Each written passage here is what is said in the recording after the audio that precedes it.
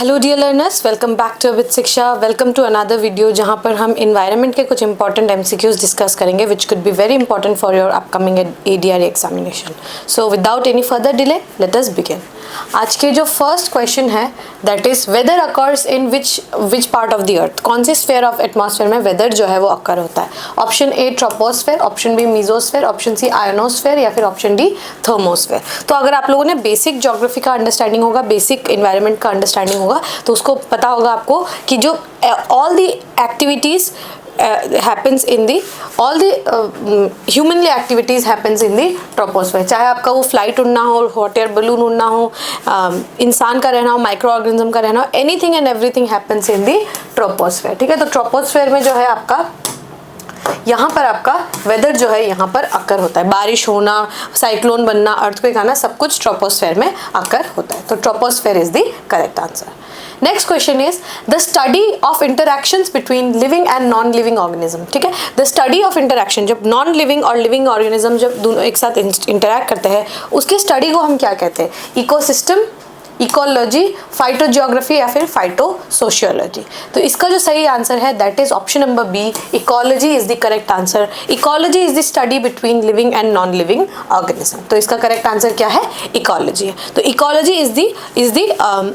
Is the interaction between living and non living organism, उसके study को हम ecology कहते हैं। ठीक है, next question is the food chain starts with. ठीक है, जो फूड चेन होता है मैंने आप लोगों को क्लासेस में भी समझाया था और एक दो बार और भी समझाया यूट्यूब पे भी कि फूड चेन क्या होता है? Interlinking of animals. ठीक है, माइक्रो ऑर्गेनिज्म का जो इंटरलिंकेज होता है, कौन किसको ईट कर रहा है, कौन कब किसको ईट कर रहा है, उस पूरे इंटरलिंकेज को हम कहते हैं फूड चेन। और फूड चेन जो है किससे शुरुआत होता है? प्रोड्यूसर, हर्बीवोर्स, कार्निवोर्स या ऑर्निवोर्स, ओमनिवोर्स। इसका करेक्ट आंसर क्या है? प्रोड्यूसर्स आर जो प्लांट्स हो गए, जो आपके ट्रीज हो गए, जो आपके ग्रासेस हो गए। ठीक है, ये सब क्या है?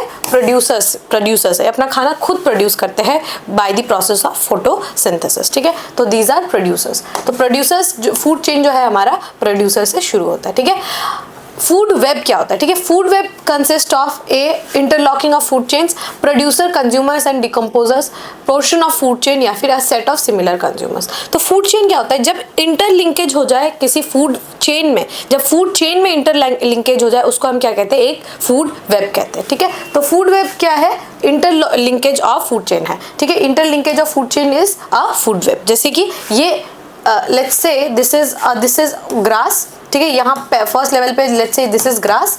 ग्रास को कौन खा रहा है? लेट्स से एक बीटल खा रहा है।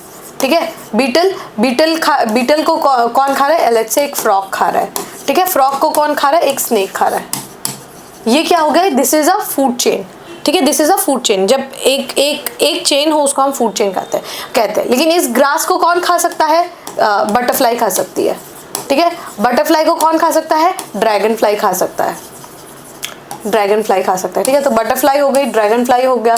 तो ये बीटल को भी ड्रैगन फ्लाई खा सकता है, मतलब ये ड्रैगन जो है बीटल्स को भी खा सकता है। ये फ्रॉग इस ड्रैगन फ्लाई को खा सकता है। ये फ्रॉग ये स्नेक ये ड्रैगन फ्लाई को खा सकता है। ये ड्रैगन फ्लाई लेट्स से ये क्या कर सकता है? लेट्स से ये छोटे जो टेडपोल्स है उनको खा सकता है। सो ये क्या है?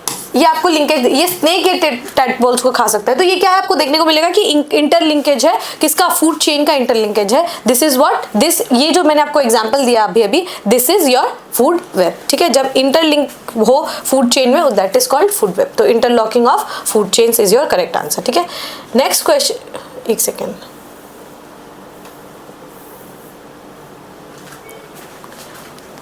Next question is ecological pyramid क्या होता है? ठीक है, इकोलॉजिकल पिरामिड क्या होता है? वो क्या होता है? इकोलॉजिकल पिरामिड कितने टाइप्स के होते हैं? Pyramid of energy, pyramid of number, pyramid of biomass या फिर ऑल ऑफ द अबव।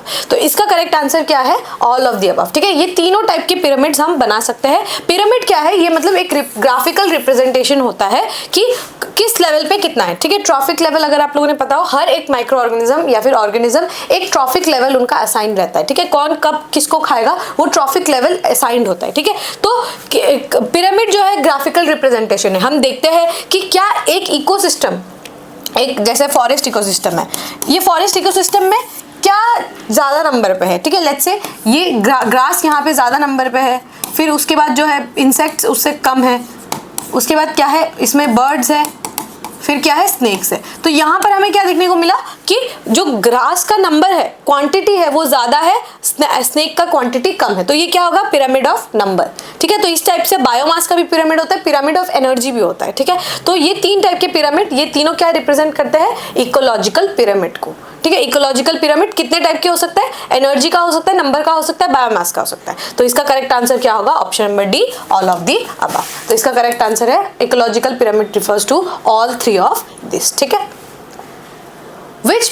ये बहुत इंपॉर्टेंट क्वेश्चन है, I would say this is a star marker question. Which ecological pyramid is always upright, जो हमेशा अपराइट रहे, जो हमेशा स्ट्रेट रहे, pyramid of number, pyramid of biomass, pyramid of energy या फिर pyramid of number and biomass. इसका correct answer क्या है, option number C, pyramid of energy is always upright, हमेशा स्ट्रेट रहेगा, pyramid of energy is always upright. ठीक है, energy जो है एक लेवल ऑफ ट्रॉफिक से दूसरे लेवल ऑफ ट्रॉफिक पे जाएगा, कभी भी रिवर्स नहीं आएगा। ठीक है, कभी भी रिटर्न नहीं होगा। ठीक है, जैसे मैंने बताया ना, पिरामिड जो है हम लोग पिरामिड हम लोग जब देखते हैं तो 2 टाइप के पिरामिड बना सकते हैं हम लोग, एक अपराइट पिरामिड बना सकते हैं, एक इन्वर्टेड पिरामिड बना सकते हैं। तो जो पिरामिड ऑफ नंबर है और पिरामिड ऑफ बायोमास है, उसको हम ये 2 तरीके से बना सकते हैं, मतलब वो अपराइट भी हो सकता है, स्ट्रेट भी हो सकता है, और वो उल्टा पिरामिड भी हो सकता है। ठीक है, मतलब उल्टा पिरामिड जो है इस टाइप का इन्वर्टेड पिरामिड भी हो सकता है। लेकिन हमारा जो पिरामिड ऑफ एनर्जी है वो सिर्फ एक टाइप का ही पिरामिड बना सकता है, that is upright pyramid, always upright, हमेशा एनर्जी ऊपर के लेवल पे ही जाएगा, ऊपर के लेवल पे ही जाएगा, कभी भी एनर्जी नीचे के लेवल पे नहीं आएगा। आप खुद ही समझिए, अगर एक इंसेक्ट है, ठीक है, लेट्स से मैं इंसेक्ट रहने देते, अगर मैं कुछ खा रही हूँ, let's say I am consuming chicken, अगर मैं चिकन खा रही हूँ तो मुझे चिकन से एनर्जी मिलेगा, जो उसको कंज्यूम कर रहा है उसको एनर्जी मिलेगा। ऐसा उल्टा नहीं होगा कि मैं चिकन को खा रही तो चिकन को एनर्जी मिलेगा, no, it is not like that. If I am consuming chicken और if I am consuming fish और if I am consuming paneer, the energy I will get the energy and not the otherwise. ठीक है, उल्टा नहीं होगा, मुझे energy मिलेगा, उसको जिसको मैं कंज्यूम कर रही हूँ उसको एनर्जी नहीं मिलेगा। तो सिमिलरली अगर घास को एक इंसेक्ट खा रहा है तो एनर्जी इंसेक्ट को मिलेगा, अगर इंसेक्ट को एक ड्रैगन फ्लाई खा रहा है तो एनर्जी ड्रैगन फ्लाई को मिलेगा, इंसेक्ट को एनर्जी नहीं मिलेगा। ठीक है, एनर्जी जो है ऑलवेज अपराइट रहेगा। ये बहुत बहुत बहुत इंपॉर्टेंट क्वेश्चन है, pyramid of energy is always always upright. ठीक है, एनर्जी फ्लो जो है ये सेम क्वेश्चन ही है, थोड़ा सा वर्ड्स चेंज है। Energy flow in ecosystem is always unidirectional, cyclic, reversible या फिर मल्टी डायरेक्शनल। एनर्जी फ्लो हमेशा यूनिडायरेक्शनल रहेगा, हमेशा एक ही डायरेक्शन में जो है एनर्जी फ्लो होगा, अपराइट डायरेक्शन में जो है एनर्जी फ्लो होगा। कोई साइक्लिक नहीं है, कोई रिवर्सिबल नहीं, कोई मल्टी डायरेक्शनल नहीं है, एनर्जी इज ऑलवेज अपराइट। ठीक है, नेक्स्ट क्वेश्चन है स्मोक क्या है। स्मोक जो है 2 वर्ड से मिलकर बना है, स्मोक और फॉग। ठीक है, स्मोक और फॉग के वर्ड से मिलके बना है आपका वर्ड स्मॉग। ठीक है, तो स्मॉग जो है वो स्मोक, स्नो, यहाँ पे देखिए sulphur dioxide fog, snow dust, snow fog. ठीक है, तो इसका करेक्ट आंसर क्या है, स्मोक एंड फॉग। ठीक है, जब स्मोक और फॉग ठंडे के दिन में जो है धुआं और फॉग जो है ओस जो है, जब दोनों साथ में मिल जाते हैं तो वो क्या बनाते हैं, स्मॉग का फॉर्मेशन करते हैं। ठीक है, तो इसका सही जवाब क्या रहेगा, स्मोक एंड फॉग। ठीक है, स्मोक का फुल फॉर्म क्या है, स्मोक एंड फॉग। ये बहुत इंपॉर्टेंट क्वेश्चन है। बायोगैस क्या क्या कंटेन करता है, बायोगैस में मेनली क्या क्या रहता है, कार्बन डाइऑक्साइड, मीथेन, ब्यूटेन या फिर प्रोपेन। ठीक है, तो बायोगैस जो है बेसिकली उसमें मीथेन जो है CH4, ठीक है, मीथेन का जो रिप्रेजेंटेशन है वो हम करते हैं CH4 से। ठीक है, तो मीथेन जो है बायोगैस में सबसे ज्यादा प्रेजेंट रहता है, अबंडेंट रहता है बायोगैस में। ठीक है, जो आपका कंप्रेस्ड नेचुरल गैस होता है ना, उसमें भी आपका मीथेन रहता है, सबसे ज्यादा जो है मीथेन रहता है। हाइड्रोकार्बन हम कहते हैं इसको, ठीक है, हाइड्रोकार्बन कहते हैं मीथेन को, CH4 याद रखिएगा। ठीक है, ये बायोगैस में सबसे ज्यादा कंटेन रहता है।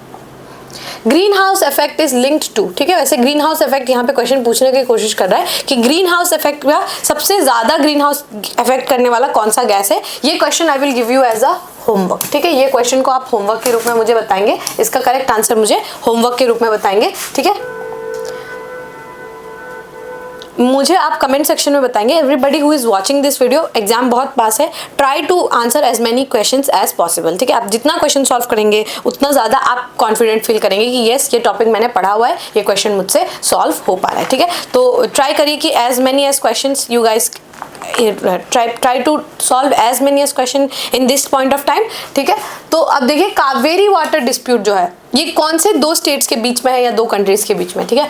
इंडिया पाकिस्तान, पंजाब हरियाणा, उत्तर प्रदेश मध्य प्रदेश या फिर कर्नाटका तमिलनाडु। तो अगर आप लोगों ने मेरा ड्रेनेज के ऊपर अगर आप लोगों ने वीडियोस देखा होगा और रिवर सिस्टम के ऊपर अगर आप लोगों ने वीडियो देखा होगा तो वहां पर मैंने समझाया है अबाउट कावेरी वाटर डिस्प्यूट, ठीक है।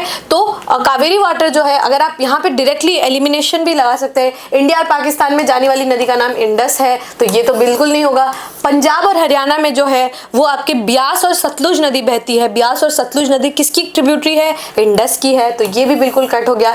उत्तर प्रदेश और मध्य प्रदेश में, मध्य प्रदेश में यहाँ पर नर्मदा नदी बहती है, उत्तर प्रदेश में गंगा मैया बहती है, तो ये उत्तर प्रदेश और आपकी ये मध्य प्रदेश तो हो ही नहीं सकती, बिकॉज कावेरी क्या है, एक पेनिनसुलर रिवर है, ठीक है। Obviously Narmada is also a peninsular river, but उतना ऊपर नहीं है उसका position. Kaveri is in the south of India, ठीक है, साउथ ऑफ इंडिया में है, बहुत नीचे है, तो इसका सही जवाब क्या रहेगा, कर्नाटका एंड तमिलनाडु, ठीक है। Karnataka and Tamil Nadu will be the correct answer, ठीक है।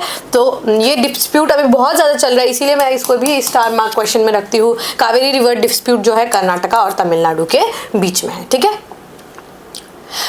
Okay, next question is main source of acid rain. Acid rain जो है उसका मेन सोर्स क्या है, sulphuric acid, nitrogen, carbon dioxide या फिर कार्बन मोनोऑक्साइड। तो इसका बहुत अच्छा तरीका क्या है, नाइट्रोजन के ऑक्साइड और सल्फर के डाइऑक्साइड, ठीक है। ऐसे मैंने याद किया था सॉक्स एंड नॉक्स, ठीक है। सल्फर के डाइऑक्साइड्स और आपके नाइट्रोजन के ऑक्साइड्स दोनों ही आपके मेन सोर्स है किसका, एसिड रेन का, ठीक है। तो सॉक्स एंड नॉक्स जो है ये आपका करेक्ट आंसर रहेगा। तो इसमें देखिए सल्फर के ऑक्साइड है तो sulphuric acid will be the correct answer, ठीक है। तो sulphuric acid is the main source of acid rain, ठीक है, एसिड रेन का मेन सोर्स है। Okay, next question is which of this is not a fossil fuel, ठीक है। इनमें से कौन सा जो है फॉसिल फ्यूल नहीं है। फॉसिल फ्यूल वो होते हैं जो कि हमें मतलब कार्बनिक कंपाउंड्स होते हैं, कार्बन के कंपाउंड्स होते हैं जो हमें अर्थ से हमें मिलता है, ठीक है। तो इनमें से कौन सा फॉसिल फ्यूल नहीं है आपको बताना है। Option A coal, option B oil, option C natural gas या फिर ऑप्शन नंबर डी यूरेनियम। तो ये ऑब्वियसली आपको एक ही अलग सा दिख रहा होगा यहाँ पर, उसका आंसर क्या है, यूरेनियम, ठीक है। ये क्या है, एक रेडियो एक्टिव एलिमेंट है, uranium is a radio active element, ठीक है। तो ये याद रखिएगा, यूरेनियम जो है यहाँ का आपका फॉसिल फ्यूल नहीं है, it is a radio active element, ठीक है। इसका करेक्ट आंसर क्या रहेगा, इसका करेक्ट आंसर होगा आपका यूरेनियम, ठीक है। Uranium will be the correct answer. Next question is which of the following regions in India is a hotspot of biodiversity. मैंने आप लोगों को पढ़ाया है there are 4 biodiversity hotspots in India, ठीक है। इनमें से कौन सा है biodiversity hotspot. Easy question, very easy question I would say. अगर पढ़ा होगा तो आप लोगों को मतलब 1 सेकंड नहीं लगेगा इसको सॉल्व करने के लिए। सुंदरबन, वेस्टर्न घाट्स, ईस्टर्न घाट्स या फिर गैंगेटिक प्लेन्स, ठीक है। तो इसका करेक्ट आंसर क्या होगा, इसका करेक्ट आंसर होगा आपका वेस्टर्न घाट्स, ठीक है। इसका करेक्ट आंसर होगा वेस्टर्न घाट्स। अगर आप लोगों को याद हो मुझे बताएंगे बाकी 3 का नाम, एक का नाम तो वेस्टर्न घाट्स है, बाकी 3 बायोडाइवर्सिटी हॉटस्पॉट्स का अगर आप लोग नाम बता पाए मुझे do let me know in the comment section, ठीक है। मैं कमेंट सेक्शन में देखूंगी कि करेक्ट आंसर आप लोग दे रहे हैं कि नहीं, ठीक है। बाकी 3 का नाम मुझे जरूर से कमेंट में बताइएगा, ठीक है।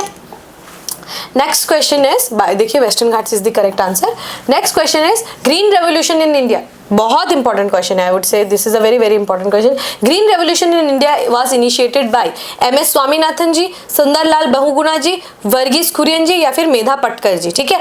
तो यहाँ पे 4 ऑप्शंस है, ये चारों ऑप्शन बहुत इंपॉर्टेंट है, ठीक है। अपने आप में ये चारों बहुत इंपॉर्टेंट नेम्स है, चारों बहुत इंपॉर्टेंट पर्सनैलिटीज है।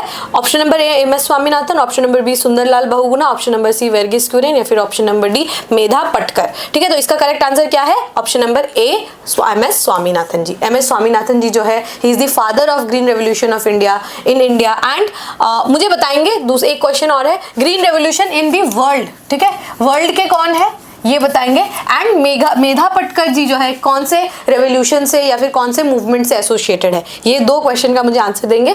ग्रीन रेवोल्यूशन इन वर्ल्ड के फादर कौन है एंड मेधा पटकर जी जो है वो कौन से रेवोल्यूशन से या फिर मूवमेंट से एसोसिएटेड है, ठीक है, ये मुझे बताएंगे।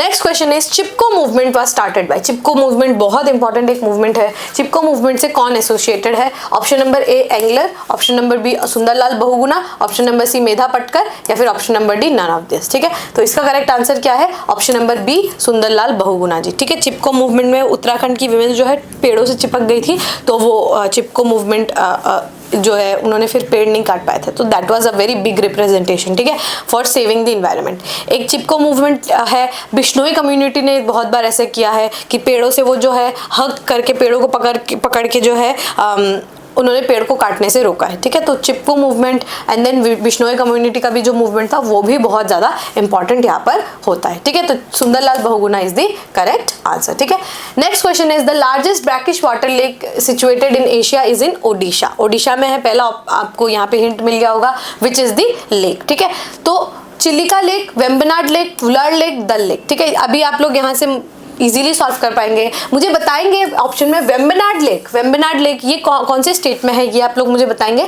वुलार लेक कौन से स्टेट में है और क्यों इंपॉर्टेंट है ये भी मुझे बताएंगे। एंड डल लेक कहाँ है? Dal lake is in Jammu and Kashmir. ठीक है, जम्मू एंड कश्मीर में। तो ऑप्शन क्या बचा? Option number A Chilika lake is the correct answer. ठीक है, चिलिका लेक जो है एशिया का लार्जेस्ट ब्रैकिश वाटर लेक है। ठीक है, लगून है बेसिकली, तो ये ओडिशा में है। Chilika lake is absolutely important. ठीक है, okay, grasslands of USA is referred to as grasslands of USA. ठीक है, यूएस में ग्रासलैंड्स है, उनको क्या कहा जाता है? प्रेरीज, पैम्पास, स्टेपीज या फिर वेल्ड्स। ठीक है, तो मैं आप लोगों को थोड़ा सा बेसिक अंडरस्टैंडिंग यहाँ पे दे देती हूँ कि जो ग्रासलैंड्स है ना, वो दुनिया में 4-5 जगहों पे हमें ऐसे इंपॉर्टेंट ग्रासलैंड्स देखने को मिलता है।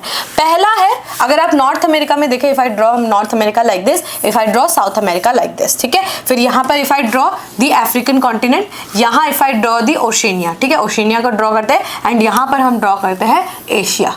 ये हमारा एशिया है, ये हमारा ओशेनिया है जिसको हम ऑस्ट्रेलिया कहते हैं, ये हमारा अफ्रीकन का कॉन्टिनेंट है, ये हमारा साउथ अमेरिका है, ये हमारा नॉर्थ अमेरिका। ठीक है, तो ये याद रखिएगा, जो ग्रासलैंड जो यूएस में है उसको हम कहते हैं प्रेरीज। क्या कहते हैं हम? प्रेरीज। ठीक है, जो साउथ अमेरिका में है उनको हम कहते हैं पैम्पास।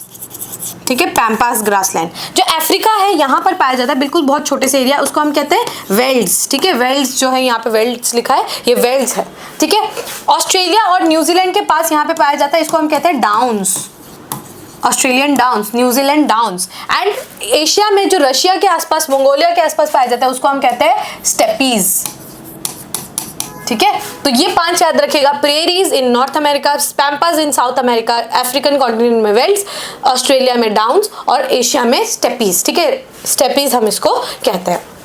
ग्रासलैंड्स होते हैं ये दुनिया की, तो ये याद रखिएगा। इसको क्या कहते हैं हम कहते हैं प्रेरीज। ठीक है, ग्रासलैंड्स ऑफ यूएसए है नॉर्थ अमेरिका में ऑब्वियसली, तो यूएस के ग्रासलैंड्स को हम क्या कहते हैं? प्रेरीज। ये जो प्रेरीज होते हैं ना, ये जो ग्रासलैंड वाले इलाके होते हैं, यहाँ पे सबसे ज्यादा खेती करने के लिए आसानी रहता है। ठीक है, तो बहुत सारा खेती जो है इस रीजन से हमें मिलता है। ठीक है, next question is which animal consumes decaying organic matter. ठीक है, जो ऑर्गेनिक मैटर जो डिके हो रहा है, जो सड़ रहा है, उसको कौन कंज्यूम करता है? कार्निवोर, डेट्रीवोर, हार्बीवोर या फिर प्रोड्यूसर्स। तो इसका सही जवाब जो है दैट इज डेट्रीवोर्स। ठीक है, ये अपना अलग फूड चेन चलाते हैं। डेट्रीवोर एक फूड चेन जिसको हम कहते हैं डेट्रीवोर्स का फूड चेन होता है, दिस इज डिफरेंट। ठीक है, ये अपना खुद का जो है फूड चेन जो है वो चलाते हैं। ठीक है, तो डेट्रीवोर्स इज द करेक्ट आंसर। ठीक है,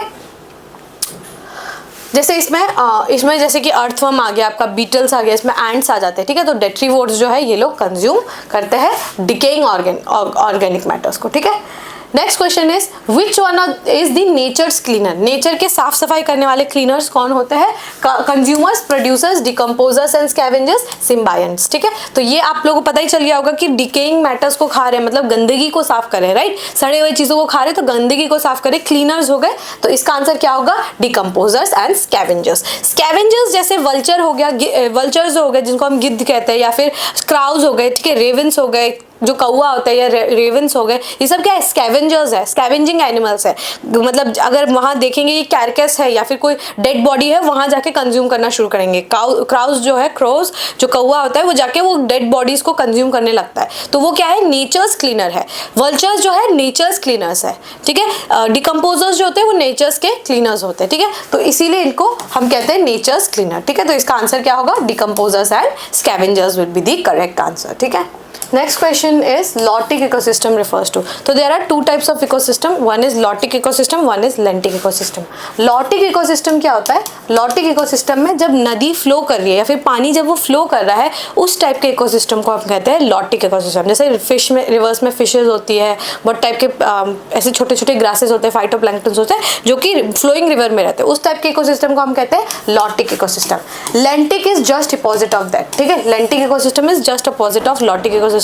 लेंटिक इकोसिस्टम में क्या होता है? स्टैटिक रहता है पानी. ठीक है, तो यहाँ देखिए lotic ecosystem refers to static water system, ecosystem of flowing river, ecosystem of estuaries या फिर इकोसिस्टम ऑफ डीप मरीन. ठीक है, डीप मरीन वाटर सिस्टम. तो इसका करेक्ट आंसर क्या रहेगा? मैंने बताया आपको लॉटिक क्या होता है? फ्लोइंग वाटर का इकोसिस्टम को हम लॉटिक इकोसिस्टम कहते हैं. ठीक है, ओके अगर लॉटिक इकोसिस्टम ये होता है करेक्ट आंसर है, तो नेक्स्ट क्वेश्चन हम देखते हैं दैट इज लेंटिक हैबिटेट के बारे में. यहाँ पर आपको ये होमवर्क क्वेश्चन के रूप में रहेगा कि लेंटिक इकोसिस्टम क्या होता है. Option A running water habitat, B standing और still water habitat, C marine habitat या फिर option number D none of the above. तो ये आपका एक होमवर्क क्वेश्चन रहेगा, इसको जरूर अटेम्प्ट करिएगा. मैंने अभी आप लोगों को समझा दिया है लॉटिक और लेंटिक के बीच का डिफरेंस. ठीक है, तो ये आपका होमवर्क रहेगा, ये आप लोग मुझे आंसर में बताएंगे. ठीक है, Alright, with this we have come to end of today's session. If you have liked this session, do let me know in the comment section and do write the answers that are given to you as a homework. ठीक है, तो write down in the comment section and let me